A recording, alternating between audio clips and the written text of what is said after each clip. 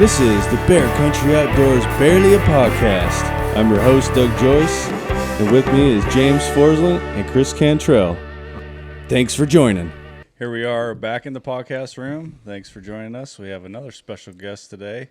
It is Mr. Brandon Flansburg. Thanks for joining us. Absolutely. Yeah. What does Brandon do? Yeah, I was going to say, what do you do? So I am the owner of Stuffed Taxidermy. I've been doing taxidermy for, our own business. I think this is start of year 5. Probably been doing it 10 years now, I guess. Nice. Yeah, things are going good. And what would you say, how many animals you think you've done so far?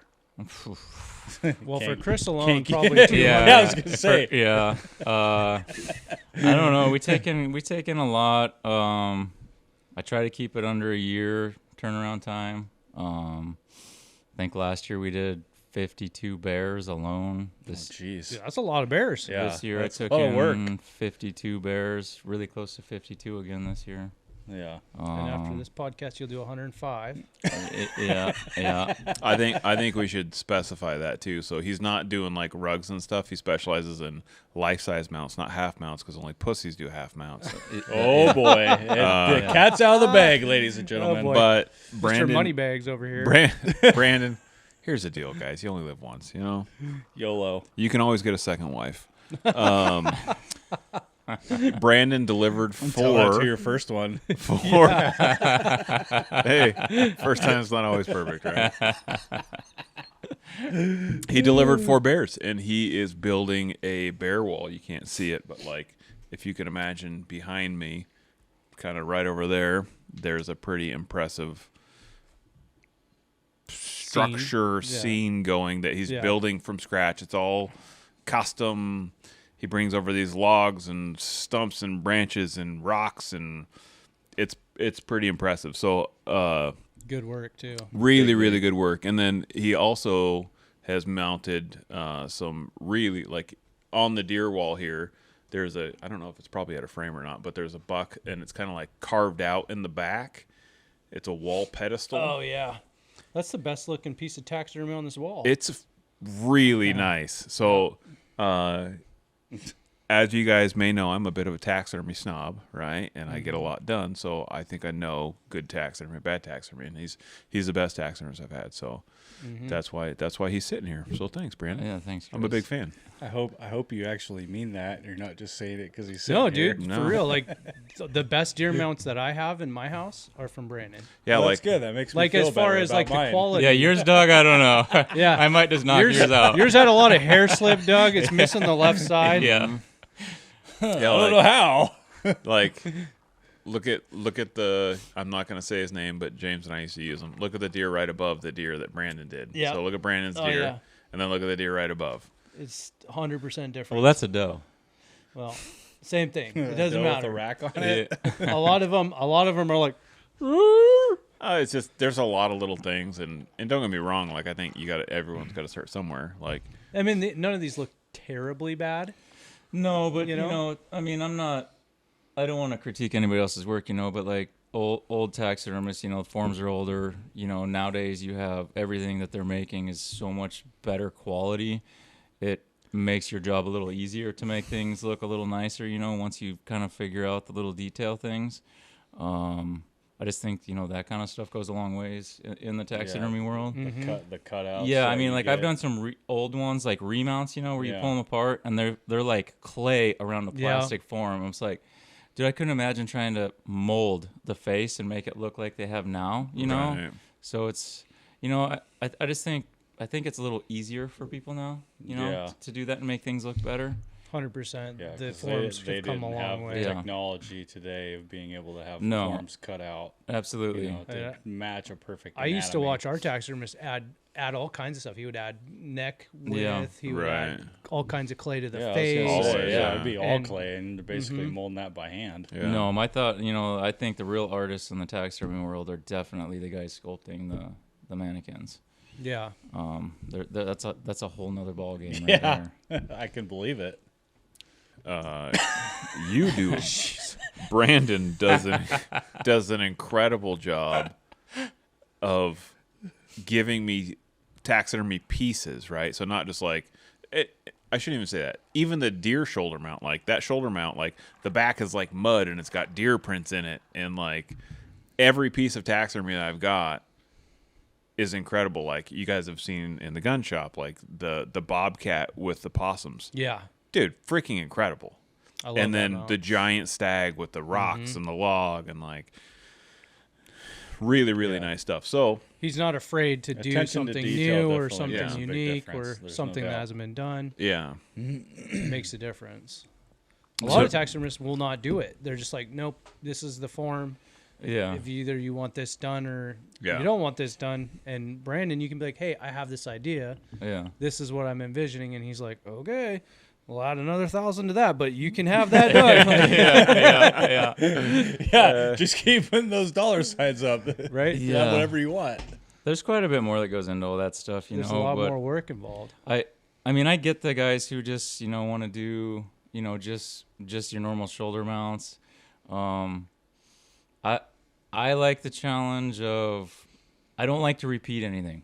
I like everybody to have something that's a little bit different than everybody else's. So like if I do just a regular shoulder mount for this guy, you know, I'm going to tweak the ears. I'm going to do whatever, you know, and a lot of people come to me and they just tell me do whatever, which, you know, if I want to play with the ears and make them look a little more lifelike and, you know, instead of just both forward, you know, old school, Yeah. I mean, flare the nostrils out, just little tiny things, you know, Yeah. I just try to make everybody's piece a little different, you know, than everybody else's, because That's kind of like when you asked me what I wanted to do, and I sent you a picture of basically the exact look that I got from that buck. right. It's like, I want it to look like this. Yeah. That's Right. what's awesome about Brandon. He'll be like, I can make Yeah, that happen. Or, done. Yeah. Yeah. You know, Yeah. when I I didn't go into wanna- like into people making things look exactly the same. Like a lot of guys like to do, like they get a form or a position that they're comfortable with, and then they'll push that, right? yeah, Yeah. And a funny story is that bear right there. When I first met Chris, like didn't know anything about him really. It was like our first time hanging out, and it was me and my wife and him and his wife and our kids, because that's how we met. It was through our kids. And I came down here and I saw that bear mount, and I was like, "Hey, is your taxidermist so and so?" And he's like, "Yeah, how did you know?" And I'm like, I have that exact same bear mount on the exact same form, and it looks exactly the same. He was like, "No way!" And then Did we just "Hey, become is best that a blah friends?" blah blah mount?" He's like, Right. "Yeah," but it was just because like he was comfortable Right. with that. Yeah. And so he'd always be like, "Well, why don't you do this for him? Because this is guys- really cool." So you guys had a stepbrothers moment? Oh yeah, and then Yeah, we right. high fived and Yeah, did right. karate in the Did we just garage. become best You brought friends? your bear Yep. and we're taking pictures Yeah. together. yeah, Yeah. I'd be lying if I would say it didn't help like procreate the friendship. friendship. right, Yeah. There are certain things, you know, you'll take. Like I do have one half life-size bear mount that I kind of created using these certain parts and pieces. They kind of jive together really well. So you know, certain things like that, you know, you'll kind of duplicate and keep doing the same one. I mean, you can tweak little things here and there, you know. Yeah. But like bears, you know, every bear looks so much different than the other bear. The color, the face. I mean, they're none of them look the same anyway. So those are Right. a little easier, you know, to get away with. The deer shoulder mounts, though, that's a hard one when someone comes in and they're just like, "I want that one." Because they've seen one that you've done, you know, and they really like that one. So then it's like, well, okay, you know, do you want to bump it up a little bit, change it just a little bit? No, I just want it to look like that. Yeah. And then it becomes a little difficult because, you know, that. So you kind of got You're to, trying to mimic something that you already did. yeah. One thing I do like that you do on the most of your deer mounts is the ear positioning.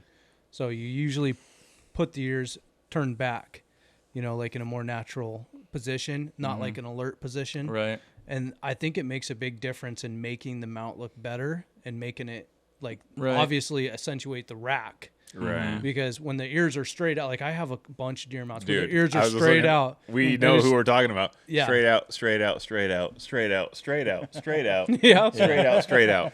All the same guy. Yep.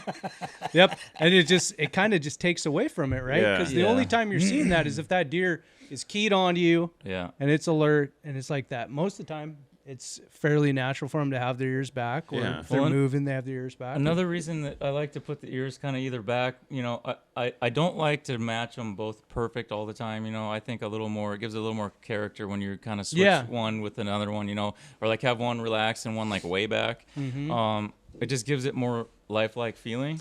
But at the same time, when you kind of start rotating them back, or a lot of times if I'm just doing the natural thing, you're kind of putting them right under that base of the main beam. So you're not blocking the antler at all. So Right. you're showing off all of that. Some guys will put those ears so straight up, and when you do that, sometimes those ears will block that main beam. Right. And Like the one right it kind behind of you. takes away from that. Yeah, like yeah, that like one. this right here. But it's kinda I think blocking. that guy's dead, so I can say his name. Bernie, he was an old guy in Marysville, and he was so freaking ornery, and he fired me after that deer. Oh, really? So I told him how much stuff I was going to go kill the next year, and he's like, I'm too old for that. You got to find somebody else. I can't do it. Yeah. Get someone else. Did a good job. That one actually looks pretty good. Yeah. I mean, I don't like how the ears are in front of the antlers, No. but yeah. Yeah, he's a pretty good taxidermist. Yeah, Well, it depends sometimes on what you want to. sometimes the ears, like I have a couple mounts where the ears just don't look natural, like at all. Like they're forward, but they're also like they're turned Yeah. in a weird way, like they didn't quite sit on a little bit. Maybe the taxidermist had too much to drink that night. I don't know, but like they're kind of Right. Yeah. cockeyed, and once it's on there and it's all dry and the form's on, it's like, what are you gonna do? I mean, Right. you'd have to rip it all apart just to redo it. But Right. you know. You started for a guy in Wenatchee, right? Yeah. Yep. I started working for a guy in Wenatchee, super good taxidermist. Why and why? Like, So actually, my wife suggested. I went down there. How did that go? I just shot my first bobcat, and so the only other piece of taxidermy I had was my first bull elk. And that was years ago. So I used him. He mounted it, and I thought, I've always been into the art thing. So every time I see people's work, I'm pretty critical on what I'm looking at. And his work was, pretty amazing. So my bull turned out awesome. So I shot the bobcat. Well, I used to build houses for 20 years. So when I took the bobcat in there, he wanted a bunch of work done to his shop. So we kind of just traded some labor for doing my bobcat. And then Nothing wrong with that. no, Little so barter. yeah, so I love a good barter. Oh, yeah. he kept wanting some stuff done to his house, and my wife said, "Hey, why don't you just talk to him? See if he'll just trade you for teaching you how to do taxidermy. You can do your own stuff." I was like, because taxidermy is expensive. I'm not gonna lie, and it's like I didn't have the money to no mount shit. It's stuff. it's super Yeah, expensive. especially for Chris, So anyway, Price just went up for you, Chris. yeah. Those next 4 bears, buddy. I don't know. You're his retirement. So, anyways, I kept working on his house, and he started teaching me, and then I think I mounted a great big mule deer that I did a European mount on because I couldn't afford it. So he had a cape that was pretty close to match of the one I shot, and he did half, I did the other half, and then I found a really big set of whitetail sheds, up in our place up in Tonasket, and I brought those in, and then I bought a hide from him, and that was my first mount that I did by myself. Nice. And then I think the next year I shot a cougar, my first cougar, and my wife shot her first mule deer 4-point buck. So I had, it might have been her, I don't know whose idea it was, but we ended up mounting those together. So I mounted her mule deer dead underneath my cougar over the top of it, like it just killed it. Cool. Yeah, so that was the third thing that I ever mounted. And then once I mounted that one, he kind of started wanting me to come in and work with him and help him. And it was great because, I was mounting all sorts of stuff then and still building. And then it turned into, I don't want to build houses anymore.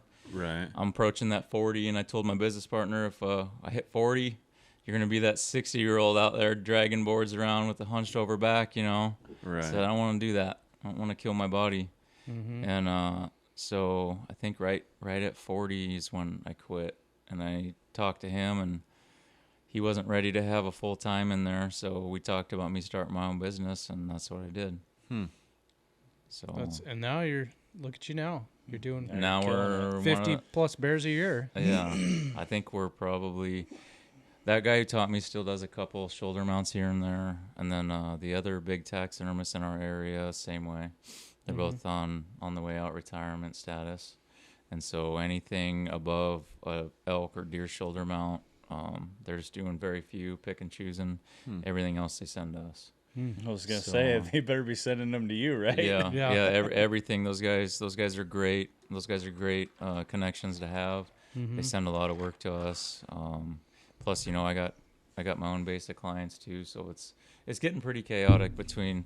And then there was the third taxidermist, so there was 3 big ones. The third one he just passed away, I think last year. And where are you based out of? Well, we're out of Cashmere, Washington. And if you're around Cashmere and you want to build a big, huge, giant shop for super cheap, You call Chris Cantrell. you need you need to Don't build. call me. You need to build Brandon a big, huge shop because man, he needs some more space. Yeah, I could use the space. He needs some space. You should see the video I have with your bears, your dad's bears. I had an elk head, a couple deer heads. I don't know how many times I was hitting my head on stuff in there. It was, yeah, I'm getting pretty agile in there, you know. It's a good thing you chose stuffed taxidermy because Right. you stuffed your taxidermy shop Yeah, completely it's pretty full at times. It's pretty That's good, chaotic dude. to work That around. means- Well, my It's a- dad got 2 life-size bears. Too much which, work is always good. Did you post a picture of that? Not yet. You need it. So he did.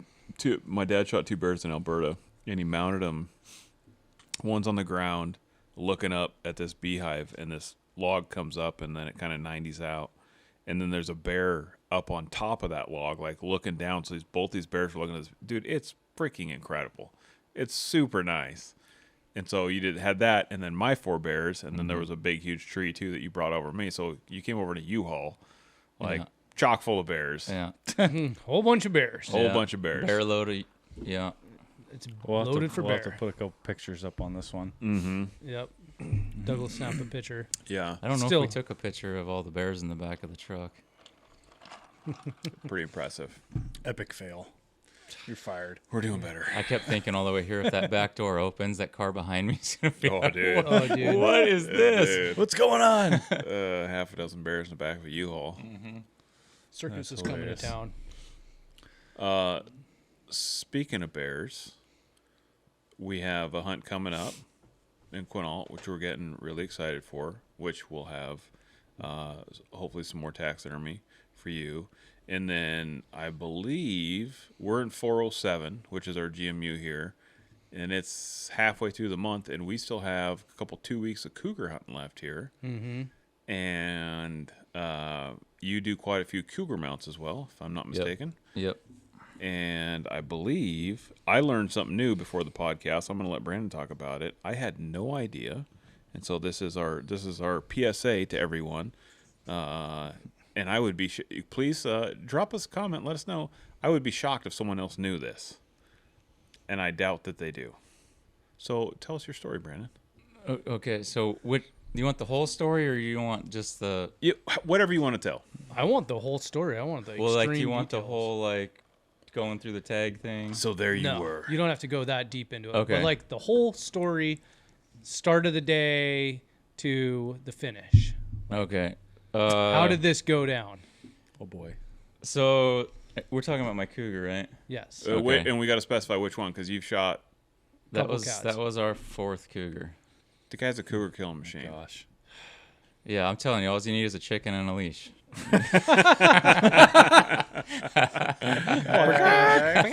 Kick it every once in a while. Yeah. So that was my 3rd cougar. Yeah, because the next year my wife shot her first one. So I bought a brand new PSE bow. Avid bow hunter, love shooting bows. I've always shot the Hoyts, and then decided, I'm gonna try this PSE this year. You know, John Dudley went to PSE, and Right. he was an old Hoyt guy, so I'm like, okay, this has got to. I heard it shoots just like the Hoyt, so anyways, I buy this bow, right? And I'm like, super excited about this bow, and I was so excited I didn't even go sight it in, right? Oh boy. Yeah, so I was like, I don't even have a quiver for it. I don't have any of this stuff. Well, turkey season opens, and I was like, well, I'm going to go down the road to my little spot down here, it's where the turkeys winter, and opening morning, I was like, I'll just take 2 broadheads. I'm not shooting anything closer, 20 yards max. Right. So grabbed 2 arrows, screwed on some broadheads, went down the road, had my box call with me. Dude, just straight cowboy. I love It's all I got. I don't know if it's over. Like James. I don't know if it's overconfident or what. I'll prepare a little bit more nowadays, Doug. Right. Yeah, I mean, Give me more credit now. next year I'm gonna try a spear, right? Right. So, anyways, I get down to the house and I hike up on this hill, and I get up there and I hike over the ridge, and I catch a tom like just beelining it away from me. I'm like, well, this sucks. So I kind of stop, I turn around, and I would start hiking back down the hill a little ways, and there's all these elk beds that were in there, right? The elk were in there that winter and just tearing up the hillside. So here's another tom standing in this elk bed, just doing donuts, right? Just spinning circles. I'm like, what is he doing? So I backed over the hill a little bit, and I do a little box call. Mm-hmm. And I peeked over the hill, and here he came on a dead sprint, like running right to me, right? So I'm like, I've never had that happen. First time ever. So I'm like, okay, this is cool. So I knock my arrow. I come back to full draw, and I'm waiting for him to crest the hill, and I'm just going to light him up. And he doesn't come. He doesn't come. He doesn't come. So I let down. I'm like, where's this bird at? And I walk back over to the ridge, and it's pretty fairly open little ravine right there. Gone. No bird. I'm like, what? Where'd this thing go? So, I mean, I figured I would have seen him run or do something, right? Mm-hmm. So I go down there. I walk over to the elk bed he was doing circles in, and I'm looking around, and I don't see him. So I set my bow on the ground. I set my 2 arrows on the ground. I pull my box call. I had a sweatshirt on, with a little pouch. I pull my box call out of there. I do a couple little chirps. No, yeah, that's pretty good, dude. No response. All right, well, I guess I'm done here. So I put the box call back in my pocket. I bent down. I grabbed my bow and my 2 arrows. I turn around on the game trail, and I look in front of me, and right in the bushes about, I think it was 12 yards. Wow. I see brown, and I'm like, okay, I think it's a deer, like laying in the brush, right? And as my eyeballs come down, I lock eyes with it, and it is the biggest freaking mountain lion I've ever seen. And he's on the ground just staring at me. And I didn't know what to do, dude. It was like first instinct, right? It's like, what do you do? Yeah. Everybody says, look big and scream. Right. So I raise my hands. I start shouting at this cat, and it doesn't even blink. And I'm like, this sucks. Right? It's like, I don't even know what to do at this point. Not even a blink. And I'm like, this thing is not scared of me at all. Yeah. So he's debating in his head whether you're a meal right now. Well, right. So all of these things are going through my head. Yeah. And I'm looking at him, and now while I'm looking at him, I see a little bit of black underneath him, and then I see some flesh. And now I realize that he had just killed something. So now in my mind, I'm like, did this thing just kill that turkey? Yeah. And now if I shoot him, I'm going to double up, right? Yeah. So I'm like, dude, I'm gonna get a turkey and a cougar, right? Yeah, but right. You took my tom. Yeah. So now, well, let me back up. Before I went, I didn't sight the bow in, right? Right. So I have a turkey decoy out in the yard. Right. I went out to the turkey decoy, aiming at the head. I shot 2 arrows, aiming at the head at 20 yards. I hit him in the body. I'm like, this is perfect. I'm just gonna 20 yards, aim at the head, right? So now I'm thinking, okay, here's a cougar face to face with me, and I have an unsighted in bow. And all I can really see is his face. And I'm like, this is going through my head. Do you shoot a cougar in the face with a bow? Dude, right? No, probably not. And but then I was like, well, my bow's not sighted in, so this is like this is like a your double now. So like, I like where you're going with this. So, anyways, what do? I take 2 steps back, and there's a great big tree right next to me. So I kind of like hide behind the tree, right? Because he doesn't know you're there. Yeah. He totally forgot. Like, they have a short mind, Yeah, he's like, oh, he's gone. Out of sight, out of mind, right? So I get over there, and I'm looking at him, and now he's just like still kind of watching me, and giving you then I remember. Side eye, like. Yeah. He's like, what are you doing over there, you weirdo? So now I'm thinking, okay, that's right. You have to check online to make sure that cougars open. Right? Yeah. So anything past, I think, what is it? The 15th. January 1st I think is when they consider Oh, late yeah, season okay. start, right? So you're supposed to check online every day to make sure that GMU is still open. They haven't met their quota. So I'm like scrambling on my phone, watching this cougar behind the tree. Oh my God, dude. Yeah, dude. I'm like the dumb white guy behind the tree, right, with this cougar thing. It would have been a perfect story for the news, right? So anyways, I just pushed call. I called my buddy, right? And so he picks up the phone, and I'm like, dude, are you home? I'm up Blewett. I was like, dude, I'm like face to face with a cougar. I need you to bring a rifle. He's like, I can't get to you. I'm like, okay, thank you. And I hang up, and I peek back over, and every time, dude, I was so close to this cougar, right? His pupils, I could see his pupils like dilate every time I would make a movement. His pupils would just get bigger and then smaller. And Oh my God. yeah, it was like pretty close, right? But then I'm starting to think, okay, this thing just killed something, right? Right. It's probably not going to leave that food. Whatever it is. Yeah. So I'm feeling a little bit more comfortable, I guess, a little bit. Still shaking really bad. Yeah. So then I get on the phone with my other buddy, and I say, dude, I need to know right now, is cougar open? And he Googled it. Yeah, it's open. Your GMU's open. Okay. I just hung up the phone. I didn't tell him anything else. So I walk below this cat trying to get... This is awesome. I'm There's trying- a lot of time going by. It seems Yeah, like. it is, dude. All this is in like 5 seconds too, right? So Yeah. I get on the trail that I came up, and that's the trail I'm going to go down and see if I can angle a shot up into him. But that was the trail I came in on. So when I walked in there, I had walked right past this cougar from like, he was 5 feet, and I have no idea he's in the bushes, right? Wow. So I can't see him because the brush is so thick. So I'm like, okay, I'm going to go back up and I'm going to get above him. And so I come behind that tree again. I start climbing up. His pupils get all big. His eyes get all huge. And I'm just like, dude, this is nuts. Yeah. And so The whole time you're probably thinking, what the hell am I doing? It is, right dude. now? So I'm like, I got got a bow one and more arrow. tree I see above me where I'm gonna just get up to this tree, right? So I get to this tree, and I kind of lean out behind the tree, and now I can see his whole body laying there broadside. So I knock an arrow, and I draw back, and I peek out, and I am shaking so bad. I cannot hold still, and he's looking right at me, and I cut her loose, and it goes right over his back. And now I'm like, oh man. So as soon as that arrow goes over his back, this thing comes up off of this critter that he just killed. His ears kind of go back, and he's staring at me, and I'm like, now I don't know what to do because I've just alerted him. Right. I have one more arrow, and I have a pocket knife. This is a horrible feeling. Yeah. I've never, ever imagine. carried a sidearm, ever. I don't go in the woods without one now, right? Yeah. Right.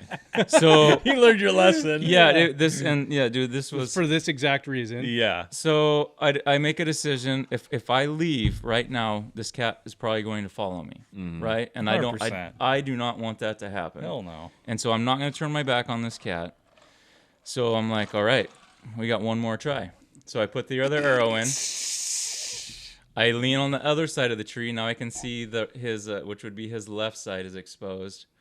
And he's staring right at me, ears back. I draw back. I just kind of let out a breath, and I aim a little lower.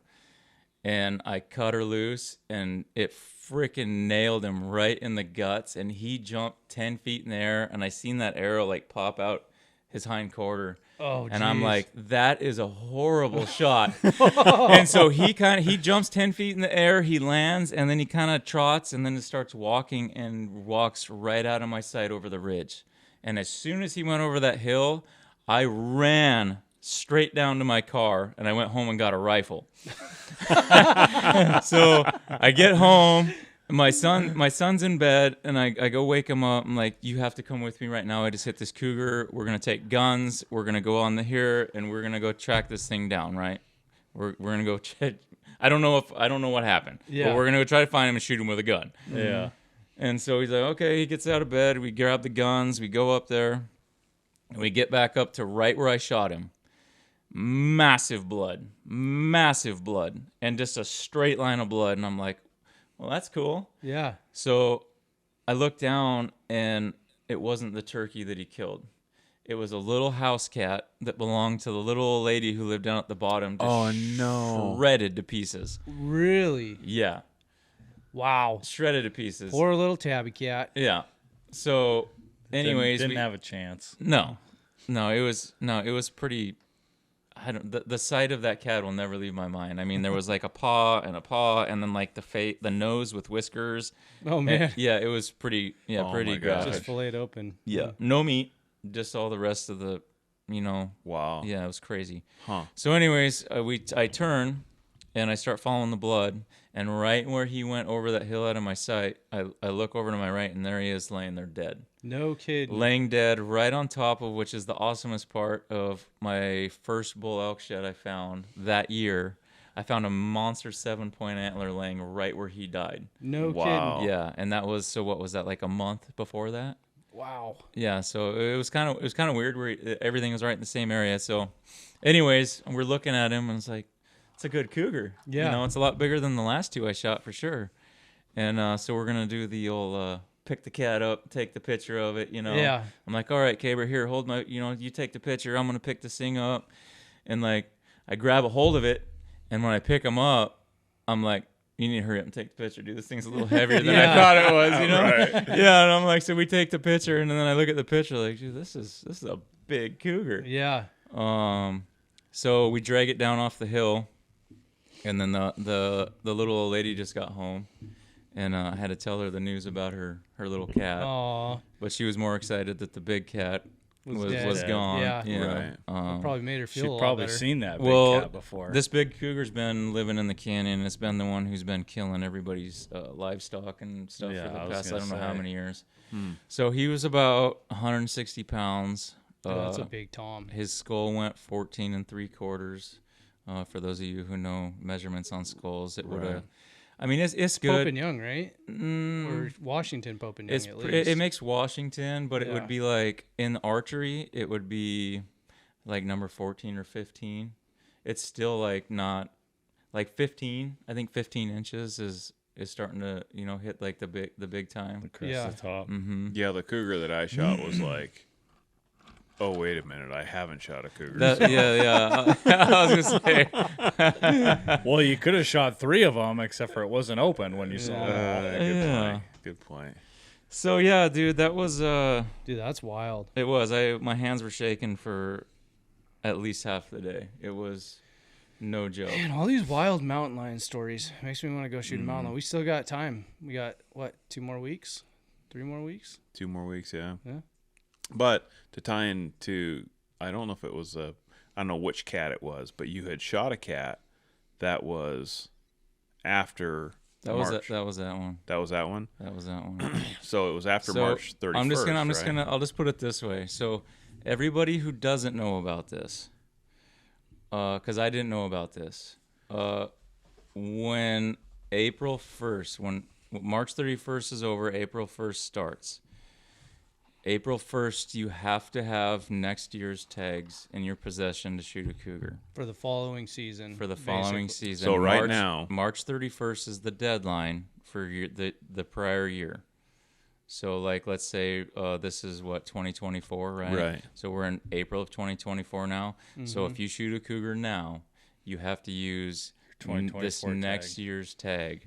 I had no idea because I was thinking because it's open right now, right? It's Yes. the 15th of April right now. Yes. And a guy north of us just shot a cat, and I was like, oh man, I gotta go cat hunting. Cool, because I still have my cougar tag, right? Because it's Right. still part of that same season. Right. Come to find out, that's not true. Right. And I just bought, I just paid for all my tags or whatever. I don't think I got them in the mail yet. No, I haven't either. Yeah, so I know. Now I have to wait. yeah, now I have to wait Yeah. to get that tag. I had no Right. idea. So you need Which it makes no sense just to have No. like a 2 or 3 week overlap. Yeah, it doesn't. It's all. It's like Like- if you're gonna hunt cougars, dude, and it's already late Right. season. Right. It's still the same why, season. Why is It should run through to the end, and then Yeah. that tag is over, and then when it reopens in September, September 1st. yeah, Yeah. then That's- it should be the following season. I Yeah. don't know why. We need to talk to someone in the game department about this and why they. We should talk to our very reasonable game commission about this. They'll change it right away.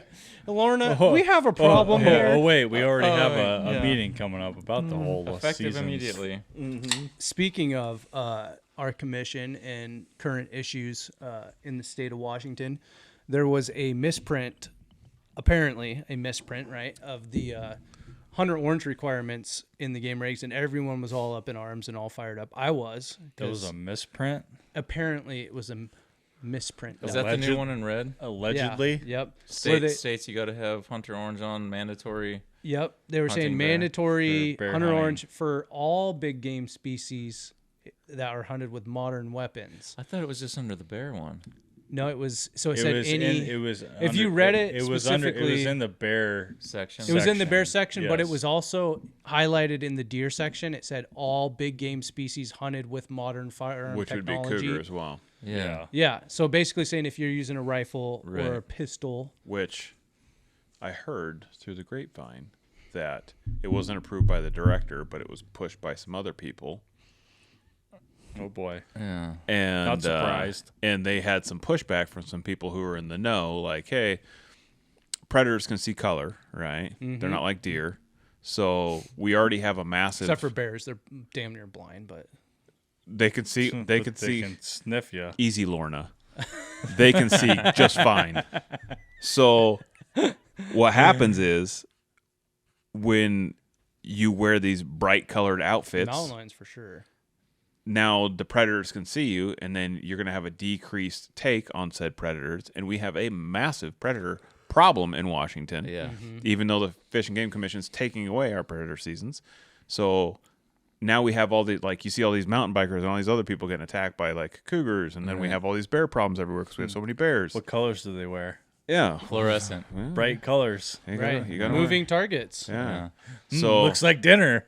So, anyways, it makes sense to like take that away because it doesn't make sense to decrease our odds and increase the predator population even more. So. Well, which it kind of ties in with like what they're trying to do with the bear season, what they were trying to do with bringing a September 1st opening date, and then decreasing it, Which from is two so bears dumb. to one bear. Yeah. Which doesn't look doesn't look like it's going to happen this year because the regs are out, Right. so they would have to. I mean, I don't know. It's They just can like do whatever taking they the- want, right? It's like taking the spring bear season away. It's like, what did that accomplish? Like nothing. Nothing. I mean, the 100 and something tags that were allocated for, Yeah. or maybe it was 200 and something. So you decrease revenue. Yeah, but like in And the how scheme many of things, people? this And is how just many a drop people of the really hat. went out for spring bear? In That Washington? drew? Yeah. Not, I'd say maybe 50% of people who actually Yeah. drew tags would actually go out and Yeah. hunt. I was gonna say. A lot of Not people very just many. put in for tags. A lot of people eat tags, dude. Yeah, It's they eat amazing tag how soup. many guys have jobs Yeah. and can't get time off of work. Yeah. You guys talking to a lot of people who are seeing a lot of wolves? I've talked to Bunches. quite a few I've people seen that a have bunch seen a of lot wolves. of wolves. Yeah. Yep. The northeast corner is flooded with Yeah. wolves right now. So Mhm. we've had them at our Blood. house 3 times now. 3 times. In Dryden? Yeah, in Dryden. I have had a pack on one side. My wife, I was in working. She's like, "You gotta come outside and hear this." I came outside, and it's like we are by ourselves up there, right? Yeah. There's no way that these are people's dogs on the hill. They are howling. There wasn't no coyote. Wow. They were wolves up on the ridge, right out of my sight where you can't see them. And then about a week and a half later, well, the next day, someone got a picture of one, and then 2 canyons over. And then it was like a week and a half later, again, we had them. It was fogged in, and right up on our hill. If the fog wasn't there, I would have seen them. But another pack, probably same pack, and they're howling away again. And then I think it was just a couple weeks ago, I went out, grabbed my game camera. Haven't checked it for a while. Coyote, wolf. And this is On my game camera in this my is yard. at the shop.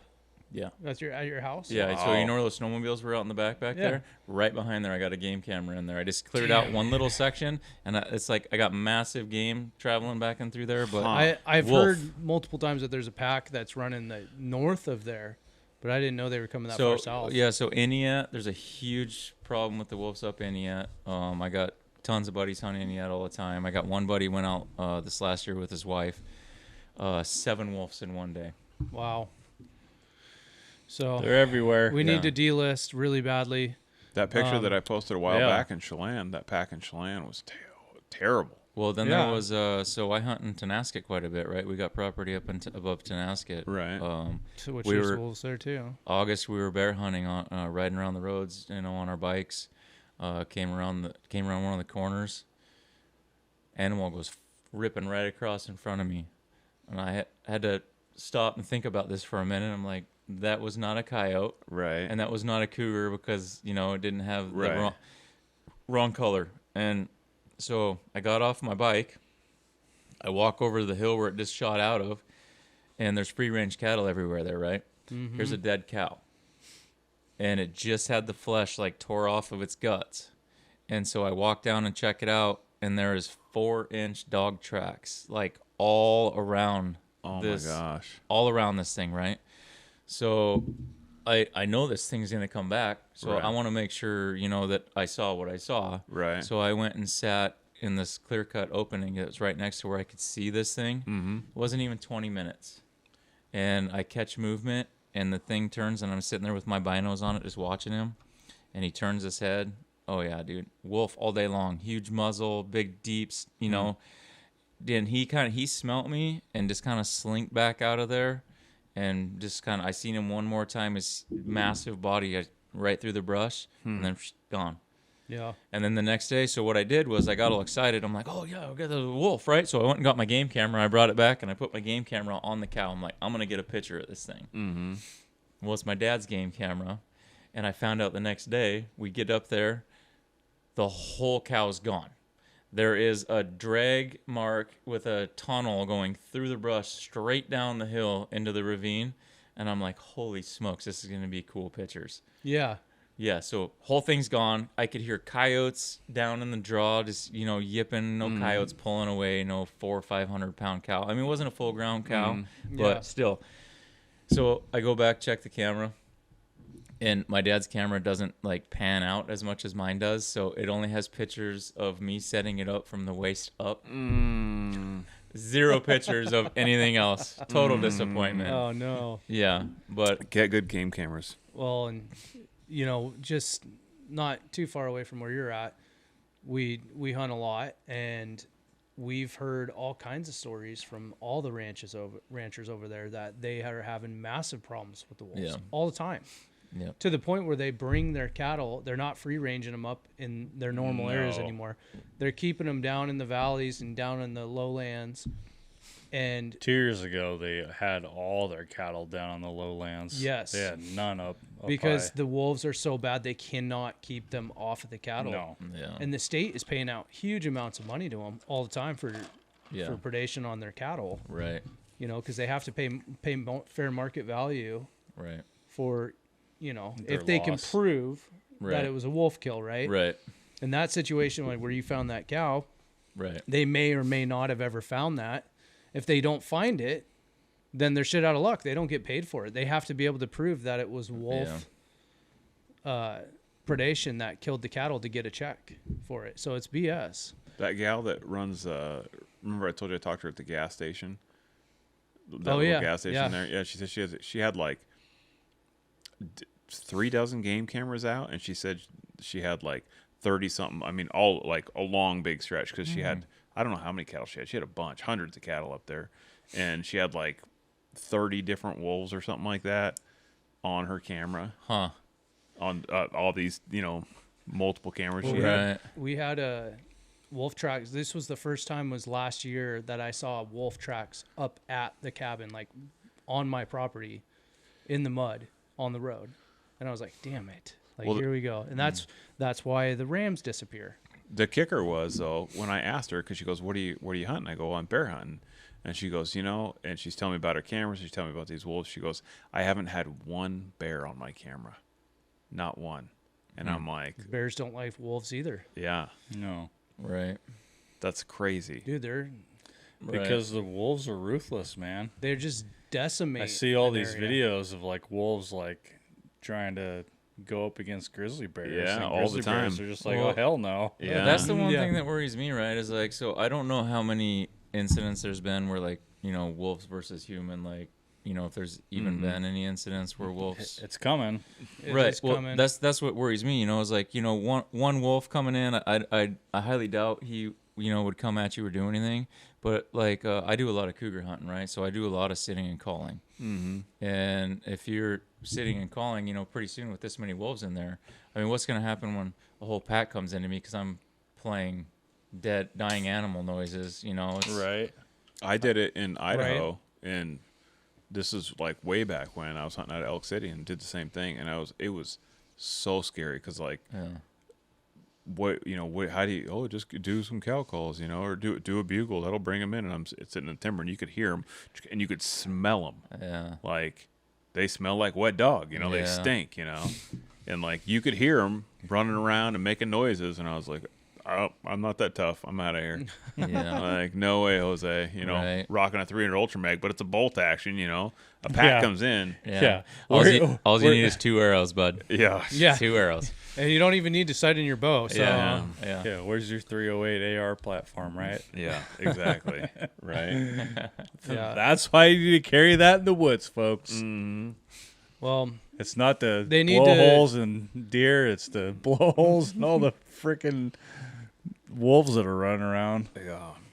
there's crazy. There's all this talk about, that's a big trigger for the anti-hunting world is wolves, right? Oh, yeah. Delisting wolves. Yeah. They're still trying to federally. They're still trying to get all of the wolf hunting that's allowed in states right now removed. I mean, they just succeeded with the bullshit trapping stuff in Idaho. Right. Like, if we don't delist within the next, I'd say 5 to 6 years, we're going to be less than completely that. screwed as Right. far as the wolf population goes. Right. I think 2.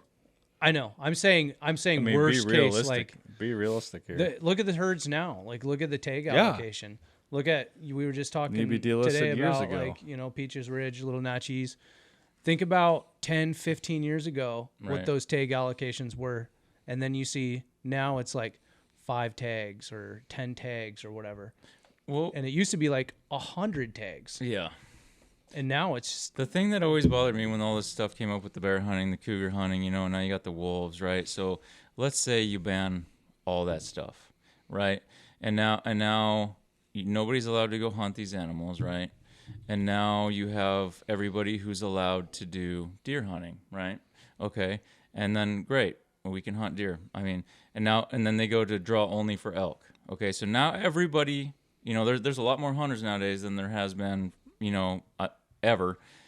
And now the only thing everybody can hunt is deer, which is the same thing that all these other animals are killing. Right? So it's like, what is that going to, there's going to be 0 deer. They're and going then to they're be gonna say wiped out. there's no numbers to support it. We can't support a hunt anymore. Boom, done. Yeah, that's what Yeah, they're trying to do. Yeah, that's the end game here. Is like, if you let the predators take care of it, you can end hunting Yeah, without having to do having anything. to do it officially. Well, You just without, have to ban predator hunting. That's it. without letting hunters do it. It's like, so they banned cat hunting in California, and the state paid outside hunters in the state themselves killed, I think, total 300 cats last year, 300 cougars. Yeah, 300 something. So This is the cats same are still amount. dying, Yeah, right? They're still killing the cats. They're just doing it with a different take, right? And a now that wasteful way. Taxpayer dollars. yeah, is how they're taxpayer doing it. dollars, right? And then you're not getting all the extra money that like a hunter would go out and go stay at a hotel and go to the pub and buy some Coors Lights and go out to dinner and buy the equipment and everything to do, buying their truck tires and everything else that goes along with it. So there's like tens, hundreds of millions of dollars that are being pissed away by these people that just don't want any hunting because they don't want hunting, like just because they don't want it, like, which doesn't make any sense to me. Like, I don't care. Like, You want to take everything that's fun away. well, it's just like, if you don't agree with it, fine. Like, I don't agree with just eating vegetables, but I don't give a shit. Eat your vegetables. Yeah. Have at it. Like, I'm gonna eat some steaks. Like, we had delicious deer tacos at Gloria and I from that buck that we shot this year. Like, Mighty tasty. dude, they were so good. Oh yeah. I love tacos. But like, hey, if you don't want to eat meat, I don't care. Yeah. Doesn't bother me. Right. If you want to go out and hunt vegetables, let her rip, tater chip. Yep. Like, Have at it. yeah. Right.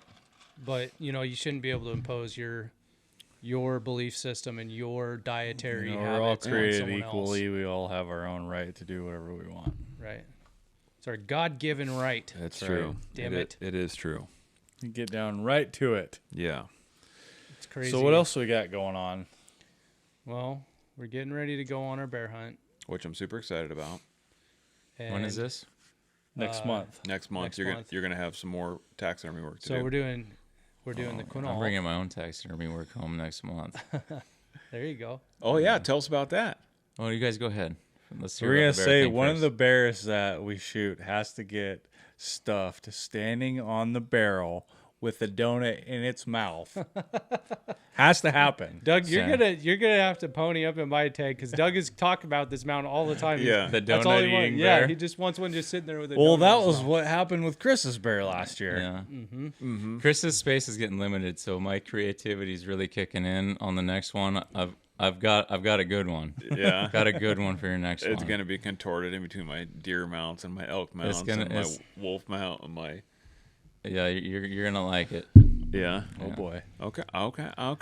It's gonna be one of a He's kind. just leaving it as a surprise. One of for a you. kind. Dude, that's You bring the bear, he brings the taxidermy. This one's going in the bathroom and it's gonna be holding your toilet paper like this. Oh no! This is That's not a bad idea. I could use a toilet paper holder No, in you the need, bathroom. Okay. you need. Oh like, my gosh. You need like a waiter, like holding like a little plate. Oh, there you go. Like the Yeah. drinks on. there you go. Like a half body coming out of the wall, and it's just like hold it like this. You can just like take Dude, the I don't- spaces between the pads. I don't have any Switch the mounts rolls out. in the bathroom down here. Ooh, That's a good idea. Okay, Yeah. we'll start brainstorming Okay. on that one. All right. Okay. You can do like that one that I told you, and you can do the bare ass on one side and do the shoulder Right. mount He's on the got other. so many mounts that he's running out of space, and we have to start putting we him have in to the bathroom. we have to start getting really creative. Okay. Have you seen the one of the video of the guy?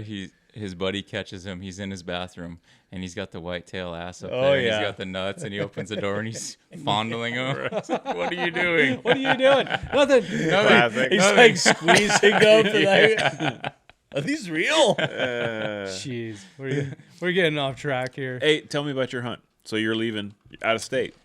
We're going to Texas. Texas. We're going to Texas. I just got invited. One of my new client guys owns a ranch down there, and they do access deer hunts. Oh, nice. So he, I think we just tanned a couple hides for him, and then he threw out the offer if I'm ever interested in the access thing. And I'm like, well, that's funny because that was number 2 on my list. So Yep. definitely want to do that. Yeah. So me, my wife, and our kid are going down on the 4th to the 8th, and we're gonna go hunt some access deer. Nice. Nice. But the kicker was he wanted to trade some taxidermy stuff. So I'm like, yeah, we can figure something out. And his trophy fees, as of right now, were $3,500, which everywhere else that I've looked at was around $5,000. Right. And then he told me that they also have management bucks there, and if I want to shoot a management buck, they're $1,500 a piece. So then he starts sending me pictures of the trophy bucks they shoot, and then he starts sending me pictures of the management bucks he shoots, and I'm like, hold up, you're telling me that one on that, that last picture you just sent me is a management buck? He's like, yeah. He says, so, your trophies, you got your big 2s and the big fronts, perfectly symmetrical. Right. Right. Management bucks are anything with a shorter second, short, dwarfed anything, extra wide or older bucks. So he shows me this one, and I swear it is, I don't even know, 40 some inches wide. It's just like laid out flat. And I'm like, Wow. He said, we've been trying to shoot this one for 2 years, but this year it's been coming into the same feeder like nonstop. And so I'm like, he's like, your name's already on it. Dude, really? Yeah. So I'm Yeah. like, dude, that's the one. I don't even care about the trophy bucks. When I see that one, it's just so different and so wide. So when are we leaving? The 4th. Okay. So where you get I need a life size. You don't so where have putting it? have one of those in here yet. I don't. So I don't. it'd be a good addition for your collection here. Okay. I got time. So yeah, I'm excited to go do this. We're gonna. Me do, too. When are you going bear hunting? Not till like Right after that, right? Yeah, like 10 days, dude. Oh yeah, you got plenty of time. Yeah. Right after No that. big deal. Yeah. I was like, hey, Trevor, by the way, I got a +1. Yeah. Dude, I heard. He wants you to shoot 7 of them, right? Speaking of axis deer, I've heard that axis deer is probably the best tasting venison there is on the planet. That's what he told me. He said That's what I've heard. I've heard that too. He said you will be wanting to take home everything you shoot down there. So yeah, and then we get to shoot hogs at night with thermal, which will be Perfect. super fun bonus on top of that. I can't wait for this. Yeah, I'm so because excited. they don't want them down there. Yeah. Yeah, so then I asked him what else they have. So it sounds like they have a few black bucks. I think he said they might do 1 or 2 of those a year because there's not a lot of mature ones, a lot of young ones run around. And then they're toying around with maybe next year introducing the fallow deer, Oh, okay. which will be another $3,500 trophy fee. So pretty affordable. They don't advertise. It's all word of mouth, friends of theirs and stuff like that, I guess. So yeah. Well, if anyone else knows somebody who has a ranch with a bunch of critters, we have trigger fingers. We'll travel. And Chris has deep pockets. H.E. Trigger fingers and deep pockets, folks. I just need some more taxidermy in here. You know, like look at all these blank spaces I got. Yeah, you Gross. could definitely fill in some spots. You better go on an armadillo hunt and Oh, start gosh. filling up all the blank spaces you Yeah, got, because it ain't yeah. a lot, Chris. I think Chris needs to start a butterfly collection. yeah. No, possums. We're running We're gonna do out the of shoulder room. mount possums. Like line them up. I could see Chris on his next hunt. He's on a blow dart mission on butterfly hunting. Yeah. I'm not I've never eaten butterfly. I'm not opposed to Yeah, I it. don't know. Yeah, just you skin them out, right? Right? Yeah. You just rip them apart. Right? Like a little M&M. Yeah, there you go. Now Butterfly we're getting carried backstraps. away. Oh boy.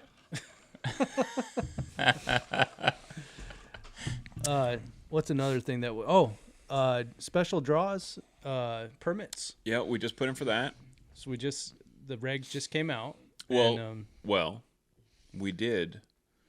You and I got drawn for Montana. yeah, we didn't tell anyone that yet. Yeah, you Cat's guys out of got- the bag. You guys drew Montana. We got Montana deer and elk tags. Big game Nice. combo. Antelope's still up in the air right now. Nice. So this will be my first time hunting deer and elk in In Montana? Yep. Did you guys see the smasher elk that came out of Montana last year? No. Was was- it which unit was it, or I which don't, area? I don't know anything else other than it was a monster. There's It was a always monster. there's always some big ones that come out. Yeah. of Montana Yeah, I know every a year. couple of guys who shoot just smashers. So I'm gonna go to Montana in June, taking a road trip with the family to some new areas. So gonna do some family scouting. And Quote unquote. Dad, why are we out in the middle of nowhere on the gravel road? I thought we were going to the theme park. Yeah. like, shut up! You're gonna scare the deer away. Hold I on, thought I'm we were looking going through, to- I'm I looking thought through we my were going binos trying to find the theme park. I thought we were going to Disneyland. We got to go over and check out this BLM Wally one. World. So I'm really excited to go hunt, show you my spots in Montana, and then which kind of threw a monkey wrench in the special draws, right? So, for instance, like I got a bunch of quality deer points. Well, quality deer for modern runs, November 1st to the 20th. Well, I'm going to be in Montana, so I had to ghost point that. I ghost pointed my buck deer as well, and then I did do my quality elk, my bull elk, my goat, my sheep, my moose. I think there was a couple like Random like second deer tag. second deer, cow elk. Did you put in for any cow elk tags? I don't think so. I think I ghost pointed those. I think I ghost pointed. Did I? I think I did. I ghost pointed a bunch of. Well, I buy every single Special draw. special draw you can buy. I buy every single one. And so, you might as well, right? Right. And Well, I mean, between November, like we have a whitetail deer hunt Idaho. in Idaho, and whatever we decide to do in Washington is still kind of up in the air. Right. And then Montana deer and elk. Right. So if you try to throw another trip in the midst of all that, you're basically, for me, I'm screwed. I mean, you're taking off the whole month. You'd have to give up part of your Montana hunt I'm not doing that. just yeah. to do it. I put in for quality deer, so my luck, this will be the year I draw, and I'm just gonna have to pack it all in and like idiot. Like, I guess I'll have to take off 2 weeks, maybe 2.5 weeks, Well, and just pack it all in. You know what I do when the deer hunting slow or the elk hunting slow in Montana, and I don't want to move where I hunt. For $50, I buy a wolf tag, or 2 or 3, and I'll sit out and call with the old long range. And do some good old predator management. speaking of, some of the areas I hunt, well, most areas I hunt are long range, and I've shot multiple elk over 1,000 yards there. And where I elk hunt are where the wolves are at, right? Mm-hmm. So that long range hunting is going to come into effect this year with our brand new guns that we're going to be building. When I say we, I'm going to make you guys come over and watch me build them in the gun shop. I was gonna say I will be filming. I'm not building anything, Chris, unless you want it to look like Dr. Doolittle and Ronald McDonald put it together. But so we had Ron from Benchmark on, so we're running those new gain twist cut rifled carbon fiber Benchmark blanks. Super excited. And I'm going to cut them in 300 PRC. And we don't know which stocks or chassis we're running yet. We do know we're going to run Timney triggers. We were going to run Aero Precision actions, and unfortunately, our guy that worked there, who was a fantastic, incredible employee, I can't believe that they let him go. But so we're not going to go with Aero now. But that left an opportunity for us to reach out to another local company, which I'm super excited about. Yep. They're based out of Mukilteo. It's called American Rifle Company, and they make incredible actions. And super, super, super excited. We're going to be some of the first people to run their hunter version of their new coup de grace action. So their coup de grace is, it's incredible. Like all the features, you can't like Ted, the guy. So Ted and John own the company. Ted is just like, we'll have him on the podcast. I feel so dumb when I talk to him. Like he is so freaking smart, and he designed this action. And there's just a million different features, and you think like, how many features can you put in action? Like, wait till we have Ted on. Trust me. Right. So blow your mind. Well, I've played with their actions. Yeah, quite a bit in the gun shop, and they're super nice. And I've had multiple conversations with Ted, and I've been into their shop a bunch because obviously I run them in the gun shop. Like I've built a bunch of the SWAT sniper rifles on their actions, and I had a conversation with him. I was like, Ted, you got great actions, but they're too heavy for like a lot of the hunters. Like everything's going lightweight, carbon fiber barrels, carbon fiber chassis. You know, like the rifle that I built for Brandon and his wife, everything was uber lightweight, right? I mean, it's super awesome, dude. It's 1 mile gun. no, dude. And murders them at 40 yards for It's- sure. I know. And it doesn't weigh. Yeah. That's what my wife did. Dude. He Right. builds her this 1 mile gun, and she goes out this year and smokes one at 40 yards. I hurt my feelings. I'm not gonna lie. That's It totally awesome. did. His gun is so nice. That's what happens here in Washington. There's not a lot of times you shoot more than a couple hundred yards. Right. Yeah. So- 200 yards is usually long. We're gonna have these brand new, lightweight versions of their. It's not even on the website yet, which I'm super excited. Which hopefully this doesn't get us in trouble with them. But they're gonna be coming out with it, and we're gonna build 300 PRCs on their lightweight coup de grace, long action Magnum bolt face. Dude, it's gonna the be. tits, It's going to man. be so good with VX6s on top.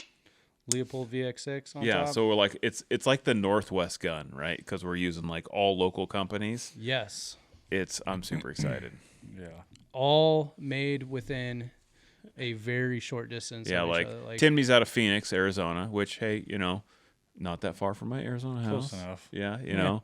Yeah. And we, like I said, we don't have bottom metal picked out or stock stocks. picked out yet. But if you know of someone who makes super awesome stocks or super awesome bottom metal, let us know. Or drop a comment and let us know what you think we should use. I have a pretty good idea with all the stuff that I've been using in the gun shop, but I don't know. I really like those IBEX stocks from Benchmark. those are pretty nice. Yeah. Doug's pretty stuck on We've it. been trying to butter up Ron. Yeah. Ron, if you're listening, we need those stocks. It's good. They're going to be super sweet. I'm really excited. I'm super excited because I There's have some really badass guns for sure. Yeah, 100%. yeah. They're gonna be badass. Those actions are pretty freaking sweet, dude. I'm excited to see what the lightweight version of that is. Yeah. Because I mean, we've played around with it, and they're super smooth. Well, They feel good. They like even when you go to lock the bolt, right. it's just so smooth. There's no wankiness in it at all. And they have adjustable trigger hangers now too, so like you can adjust your trigger and your sear engagement, and it's so freaking nice. And I'm really excited about they carried over certain parts of different actions, right? So they had like the nucleus and the Archimedes, and these are different models of their actions, right? Well, I really like the fact that on the Archimedes they had it's a pivoting bolt handle, right?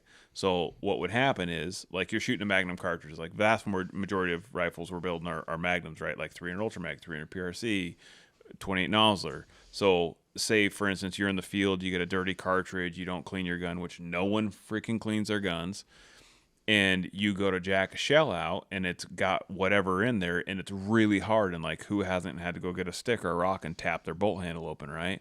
Well, this bolt handle physically pivots, it turns, and so you can like have that leverage, and it basically pries your cartridge out of there if it ever gets stuck, so you'll never have to hit your bolt handle again.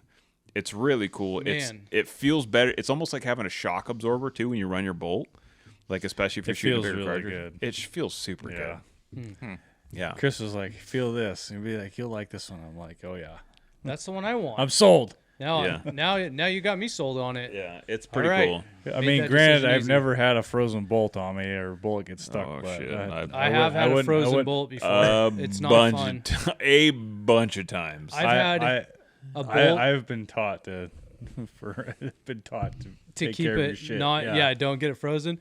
This funny story, one time I was elk hunting and my bolt froze shut, and I also had my firing pin frozen, and I pulled up to shoot and pulled the trigger and nothing happened, and went to open my bolt to put another shell in and mess around with it, and I couldn't get my bolt open. Well, the elk run off. Oh, And I couldn't get it to fire at all. really? Yeah, for like a long time. And then I ended up having to take it out. Finally got the bolt out and shoved it in my pocket. Had to keep it against my thigh, freezing cold, like for a long time before whatever. I think it was probably oil Right. inside that, was in the bolt that Yeah. got That's usually what happens, because whenever for the longest time when we would go over to go like bird hunting in Moses Lake, you would never ever use gun oil in your shotguns because it Why? gets so cold. because it gets so cold and your shit gums up. It gums up and then it doesn't want to. Yeah. That firing pin doesn't want to Yeah, go. you have to use a different synthetic type of lubricant. Yeah, I learned my lesson Yeah, about that. it's crazy. You would never think about something Yeah. like that. This that was a gun 0 oil would- degree day Yeah. when this happened. But Pro tip: pro tip, New fancy lubricants. don't use gun oil when it's below freezing. Certain types of gun oil, I Yeah. should say. Don't use your And if- old school like if bloop you- bloop bloop. if you know your bolt has Yeah. gun oil Don't in use it, your 90 weight. keep your right? bolt in your pocket until Yeah. you're ready to shoot, I guess. If I would have done that, I would have been fine because Yeah. I probably would have had enough time to just jam the bolt in. But Yeah, throw some CLP or something like that in there. It'll be Yeah. fine. Yeah. Good old CLP. Yeah, some ram oil or something. It works tip top. just walk around, hunt with a blowtorch in your pocket so that if you need to, you can heat up your bolt really fast. Come into the There you gun go. shop. I'll tell you what you guys need to do. Chris has got all the goodies for all I the got good all the good stuff. stuff. Yeah. Well, we've been going a while. What do Yeah. you think, Doug? Oh, you know what we should do? And I was thinking about this today. A giveaway. We haven't done a giveaway forever. And real quick before we do this, Brandon, where can they reach you at? So I have an Instagram, Stuffed Taxidermy. On I think that's it. Is Stuffed Taxidermy on Okay. Instagram. That's a good way to get a hold of me. and he DMs. is in Dryden. If you're anywhere in Washington State, it's centrally located. Yeah. I bring my Close stuff to to him all the Leavenworth, time. right? Yeah, that's about Yeah. it's a great trip with the Bring with the fam. Yeah, bring your lady. Yeah, it really It's is. a good time. We stop by that little candy shop, stuff our faces. It's awesome. I love the Alps. Oh yeah, so The good. peanut butter crunch. You're like, oh, I didn't know I needed this jalapeno honey mustard. I love how they Right. sell the peanut butter crunch in like 5-pound like boxes now. Right. You know? It's just like, Doug's oh, like, boy. this is a problem. Yeah. So Stuffed Taxidermy on the Instagrams. Yep. And this is not because you're here. These guys know that like I'm a big fan of your work, and I'm pretty particular about my taxidermy. So looking forward to having you do some stuff from all over. Yeah. Same here. Yeah, I'm looking forward to having my deer done. Yeah. I know. Me Good. too. Yeah, no, good excited to work. get on it. You know, Chris, you've brought a lot of business to Brandon with all your He deserves it. Yeah. Your And then guys that you know and you that brought have our huge problems with business, you taxidermy. know? Yeah. I know. We all do. I know a lot of guys, and Once you find a good taxidermist. I feel like, like in my real estate business too, like I get a lot of that, like, oh, who do you know that does like this, or who do you know that does like that, like carpet cleaning. Like I just talked to a gal that's like, oh, I got a great carpet cleaning guy, right? 12th fan. You're like, I Yeah. got a guy. I got a guy. I got a guy. Word of And- mouth is extremely important. These And days. I like having a good guy. I really do. I like having a good guy that I can be like, hey, I'm going to give you my guy's number, and he's going to take care of you. And I know that I can send someone to Brandon, and they're not going to be like, this guy sucks, you know. And that's a good feeling for me because I don't want to do that, you know. No. And like, I mean, the vast majority of referrals that I give, whether it be in the gun shop or whether it be, in my real estate or whatever, like, I got a great carpet guy. I got a great taxidermist. And if you need a hold, Doug, I got a freaking great guy, right? So, like, it's good to know good people, and I can I honestly could dig a hole. Yeah, and I can honestly say that, like, when I give a referral, Doug it's, can do good dirt work. yeah, Dig a hole. Doug can lay some pipe. So, Lay the We, pipe. we- Hey-o! we need to work on getting you a cougar. I know. dude, I wanna that's, shoot a that's on the cougar, highest too. part of the That's- priority now. There's been so many chances where we've been so close. Dude, every time, I swear to God, every time I get on an airplane to go to my house in Arizona, that night a cougar comes in. Happens every time. You're like, I all know. right, he's gone. Yeah. They have. maybe they, you should They just might buy have a like ticket. a cycle on You their. should just buy a ticket and I got just a stay neighbor here. who gets one in. Right. Like, he has Just one burn time your on buddy. his game camera. He had freaking 3 cats in a row walk through on his game. Like one, like they were definitely like maybe year and a half olds. It was like one, and then here come another one, like a mirror image of that one. I'm like, holy smokes! And then here came another one. I was like, holy smokes! Jack Brown. Oh, yeah. Yeah, it's Whiskey Jack, Cougar, crazy. They love his place. I don't know what it is. I've had 4 different cats in the past 2 months here. 4 different ones. I got 2 juveniles. That's unacceptable. A Chris. I good, know. What a does he good do? size That's female. unacceptable. I had it Chris. one day in the middle of the day. I had a freaking giant tom come through my back, And side he of my was in shop over here. Arizona. Yeah, a smasher, dude. I'll show you a picture. It's all of 160, 170 pound cat. 2 words, man. Chicken on a leash. Dude, chicken on a leash. Honey, I need to borrow one of your chickens. Well, James, what are we gonna give away? What do you want to give away? Should give away. What do we have to What give do we? away? What do we have, Doug? Should we give away a T-shirt or a hoodie, or maybe we'll give away a hoodie? Let's give away a hoodie. Yeah, Yeah.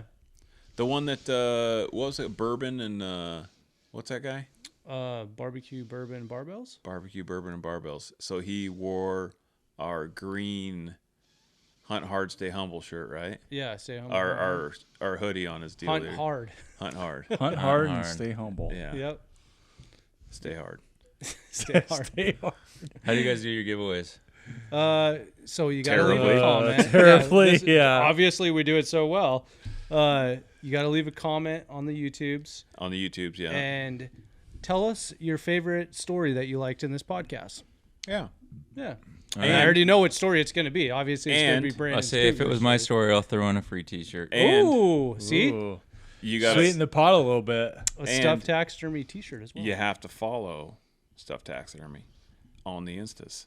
Oh, Okay. man, What do you think about that? That'll work. Yeah. All right. This. And you have to follow Bear Country on the Man, Instas. there's a lot of trails we gotta follow on this. If one, you want guys. free stuff, there's a lot of rules. There's a lot of rules. Just we'll pick somebody, you know. But I think you should follow, and like maybe we'll take a picture of some of the work that he's doing here, and you can comment on that and Yeah, that say, works. hey, like I just followed you, so you guys are so cool. I'm a 2XL, Oh, boy. which I am a 2XL. by the Yeah, way, so. yeah. This is hilarious. Yeah. Okay. Doug's like, this is going to be really hard to track. It's gonna be so good. Just leave a comment, and if it's We'll figure it out. follow figure it Brandon. Just Yeah. follow him. Shit'll buff out. Yeah, Eventually, shit'll you know. buff out. It's fine. You know, it's Walk all it good. off. Rub We- some dirt on it. we need some help on the YouTube. Yeah. There was some guy that said your podcast. What did he say, Doug? About the podcast.